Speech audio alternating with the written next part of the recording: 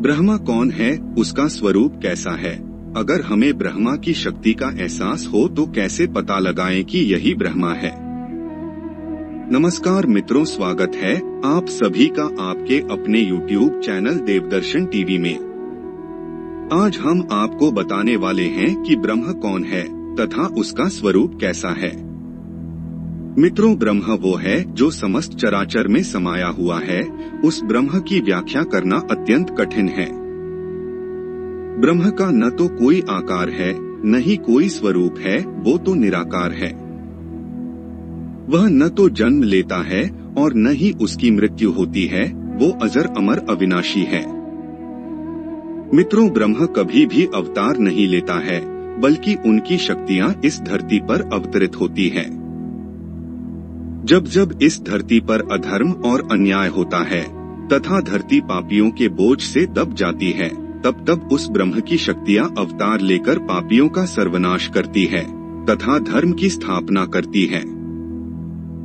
मित्रों, जैसा कि हमने आपको बताया कि ब्रह्म निराकार है, उसका कोई रूप रंग आकार नहीं है, उसके आँख नहीं है, फिर भी वह सब कुछ देखता है।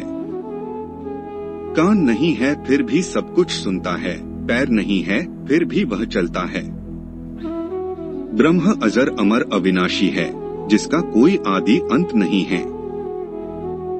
ओम एक ऐसा शब्द है जिसमें उस ब्रह्म की शक्तियां समाहित है।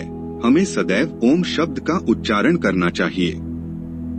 जिस तरह से वह ब्रह्म अमर है, ठीक उसी तरह से हम सबके शरीर में मौजूद आत्मा भी अमर है। पुराणों में कहा गया है कि नैन छिंदंती शास्त्राणि नैन दहती पावकः, न चैन क्लेदंत्यापो न शोष्यति मारुतः। अर्थात इस आत्मा को न तो शस्त्र काट सकते हैं, न ही इसे अग्नि जला सकती है, न इसे जल गीला कर सकता है और न ही इसे वायु सुखा सकती है। यह आत्मा उस परमेश्वर की ही तरह अमर अजर अविनाशी है। हम सबके शरीर में जो आत्मा है, वो उसी परमात्मा का ही एक अंश है। अब जानते हैं आत्मा को मोक्ष कैसे मिलता है। मित्रों, जैसा कि आप सभी को पता है कि यह मृत्यु लोक है। इस लोक में जो भी प्राणी जन्म लेता है, उसकी मृत्यु एक न एक दिन निश्चित होती है। यह बात सभी प्राणियों को पता है कि उसकी मृत्यु एक न एक दिन जरूर होगी। फिर वह इस संसार के मोह माया में इस तरह से जकड़ा हुआ है कि उसे अपने बारे में इतना सोचने का समय ही नहीं है।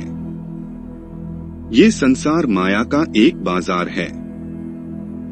माता पिता भाई बहन पुत्र, ये नाते रिश्ते सिर्फ इस दुनिया में ही सीमित है। सच्चाई तो यही है, हर प्राणी इस दुनिया में अकेला ही जन्म लेता है और मृत्यु के समय भी वह अकेला ही जाता है। फर्क सिर्फ इतना है कि जब बच्चा इस धरती पर जन्म लेता है तो उसके दोनों हाथ की मुट्ठी बंधी हुई होती है, लेकिन जब वह मरता है तो उसकी दोनों मुट्ठी खुली हुई होती है। वह अपने जीवन काल में जो कुछ भी कमाता है, जो कुछ भी बनाता है, वो सब इसी मृत्यु लोक में ही रह जाता है। उसके साथ सिर्फ उसकी अच्छाई और बुराई ही जाती है और कुछ नहीं जाता है। मनुष्य जब तक जिंदा होता है, वह अपने पारिवारिक मोहमाया में बंधा हुआ होता है। वह अपने परिवार तथा नाते रिश्तों में इस कदर फंस जाता है कि उसे अपने बारे में ख्याल ही नहीं होता है। इस तरह से वह मनुष्य मृत्यु के समय अपने शरीर का त्याग कर देता है। अपने कर्म के अनुसार उसे सजा मिलती है। वह 84 लाख योनियों में भटकता रहता है। उसके बाद वह दोबारा इस धरती पर जन्म लेता है तथा तरह तरह के कष्ट को भोगता है। मित्रों, आत्मा उस परमात्मा का ही एक अंश है तथा सभी प्राणियों में आत्मा होती है जो कि उस ब्रह्म का एक अंश है। हमारा शरीर 5 तत्वों से मिलकर बना हुआ है तथा मृत्यु के पश्चात हमारा शरीर इन्हीं 5 तत्वों में विलीन हो जाता है। अब बात यह आती है कि आत्मा को मोक्ष कैसे प्राप्त होता है। हम सदा सदा के लिए इस संसार के आवागम से मुक्ति कैसे प्राप्त करें। मित्रों, इसका बहुत ही गूढ़ रहस्य है। जिस तरह से सागर से निकली हुई एक बूंद का अस्तित्व तब तक खत्म नहीं हो सकता है जब तक कि उस बूंद को उस सागर में न मिला दिया जाए, ठीक उसी तरह इस आत्मा को तभी मुक्ति मिल सकती है जब यह आत्मा उस परमात्मा में विलीन हो जाए। यही मोक्ष का रास्ता है। हमें प्रतिदिन ओम शब्द का उच्चारण करना चाहिए, क्योंकि इसी ओम में उस परमात्मा का वास है। ओम शब्द का उच्चारण करने से हमारे शरीर में नई ऊर्जा का संग्रह होता है। यदि मृत्यु के समय मनुष्य ओम शब्द का उच्चारण अपने मुख से कर लेता है तो उसकी आत्मा को सदा सर्वदा के लिए इस संसार के आवागम से मुक्ति मिल जाती है। वह आत्मा उस परमात्मा में समाहित हो जाती है तथा उसे कष्टों से हमेशा के लिए आजादी मिल जाती है, क्योंकि जब एक बार वह आत्मा उस परमात्मा में विलीन हो जाता है फिर उसे दोबारा इस धरती पर जन्म नहीं लेना पड़ता है। वह इस संसार के आवागम से सदा के लिए मुक्त हो जाता है।